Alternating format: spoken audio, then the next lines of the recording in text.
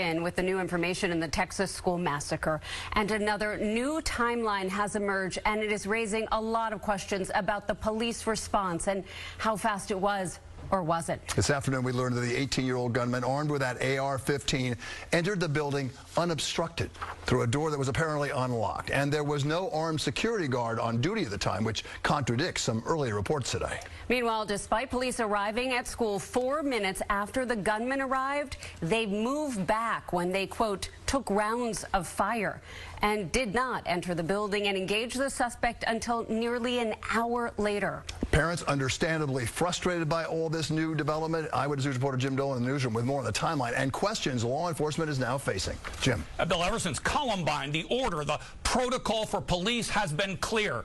Don't wait for backup. Engage the shooter as quickly as possible and subdue him or die trying. You know that there are kids, right? They're little kids. They don't know how to defend themselves. 6-year-old kids in there. They don't know how to defend themselves from a shooter. Some students went home after the ceremony. 11 from his class stayed behind. They were watching a movie when all of a sudden gunfire rang out. The kids started asking out loud, Mr. Reyes, what is going on? And I said, I don't know what's going on, but let's go ahead and get under the table. Get under the table and act like you're asleep. As they were doing that, and I was gathering them under the table and told them to act like they were going to sleep, is about the time when I turned around and saw him standing there. The gunman entering classroom 112 at 11:33 a.m., then making his way into 111 through a connecting door, opening fire. Reyes shot twice, a bullet hitting him in the arm and lung, and a separate one striking his back. The 17-year teaching veteran hitting the ground. I told my kids to act like they're asleep, so I'm going to act like I'm asleep also. And I prayed and prayed that I would not hear none of my students talk. Did you thought you were going to die? Yes, ma'am. One of the students from the next door classroom was saying, officer, we're in here. And then, but they had already left. And then he got up from behind my desk and he walked over there and he shot over there again. After that, it was just bullets everywhere. And then I just remember Border Patrol saying, get up, and I couldn't get up. Did you feel abandoned in that moment by police, by the people who are supposed to protect you? Absolutely. After everything, I get more angry because you have a bulletproof vest. I had nothing. You're supposed to protect and serve. There is no excuse for their actions. And I will never forgive them. How many students were in your classroom when the shooter came in? 11 students. So the shooter killed every single student in your classroom. Yes, ma'am. What's going on, y'all? It's your boy Alex. Shout out to the Elite Fleet. Make sure you like and subscribe so you can become a member of the Elite Fleet. And we have to talk about the Uvalde, Texas police force, the most cowardly police force in the country.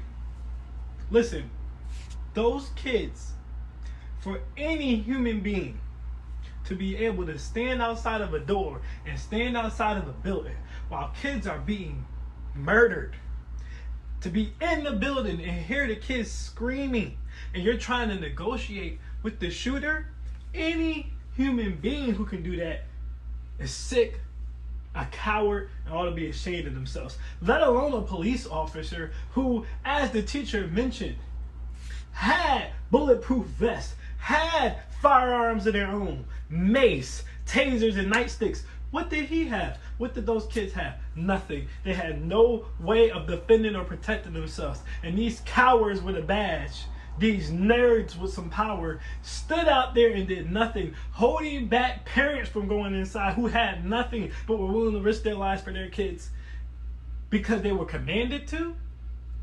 First of all, I want you guys to understand something.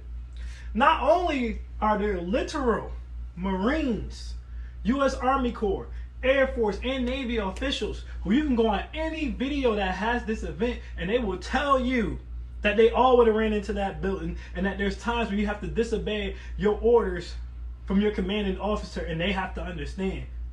Ex-police officers in those comments of those videos saying the same thing. But let's stop pretending, America, that the cops care about the law or what they're supposed to do. For those of you who've been subscribed to this channel, you already know about the story where I was just smoking a blunt with a woman one time. A cop came to the door, thought I was a drug dealer because I had a Charger with tints, chrome tailpipes, and rims. Told me that I was making him nervous because I wasn't answering his questions about how much marijuana I had on me when I'm not a drug dealer, so I didn't understand his lingo, and put his hand on his gun to shoot me while my hands were literally on my lap. To the point where a woman had to tell him he's not answering you because he doesn't understand your questions because we're not drug dealers. At which point afterwards, he still didn't believe us, to the point where he decided to search my vehicle without a warrant, by the way, to search my vehicle and called in backup, in which 2 other officers came and had the nerve to demean me further by asking me, saying to me, "That's a really nice car. What do you do for a living?" As if a black man can't have a nice vehicle. But we're going to sit here and pretend that cops care about the law, about what they're supposed to do. Did the cops care about the law, what they were supposed to do in the Mike Brown situation? Did they care about that in the George Floyd situation? Did they care about that in the Philando Castile situation and many other situations? No, they did not. They did what they wanted to do. They did what they felt was best. And in this case, those cowardly officers thought it was best to do nothing. See, we have a problem in this country where the police are supposed to be protecting and serving us. By definition, they're actually public servants. We pay them, they work for us, they uphold the law for us, but instead they act as if we're their slaves. They act more like Nazis, they act more like Hitler, and they run around here and they pick on regular everyday people. See, they'll tase you or abuse you quick when you were just speeding to get to work or speeding to get your wife who's delivering a baby to the hospital. See, they'll jump on you quick if you're being unruly at a concert or unruly at a bar. They'll beat you up. They'll blast you with their gun. But see, when you have a real criminal who's armed, they get scared. Now all of a sudden they start thinking about their families and whether or not they're going to return home. See, they don't care when you're a regular civilian about your family or whether or not you're going to return home. They'll still abuse you. They'll kill you.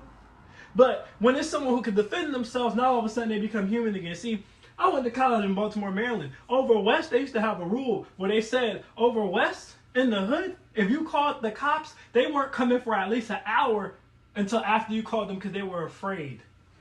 And those were the cops who weren't crooked and helping them do their operations over there. But that's a whole nother story. They were afraid. They weren't coming for an hour.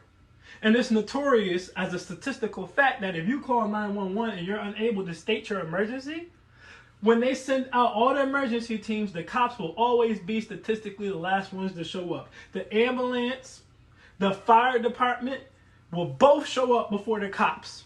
This is a statistical fact. So this isn't all cops. Not all cops are bad. Let me say that before someone writes it in the comments, even though I know someone probably already wrote it in the comments. Not all cops are bad. Do I think the police need to be defunded? No. Because I'm well traveled enough to know that there are plenty of countries where they basically do not have a police force. And things could be a lot worse than they are. They could. And I, again, repeat, not all cops are bad, but I do believe cops need to be retrained, retaught, repurposed, and refocused. I do believe that all those cops should be stripped of their badges for being cowards. And I do believe cops need to get back to doing their actual definition job, which is being public servants. See, when I was younger, we used to have officer friendlies. They used to come in the community and play basketball and play catch and play tag.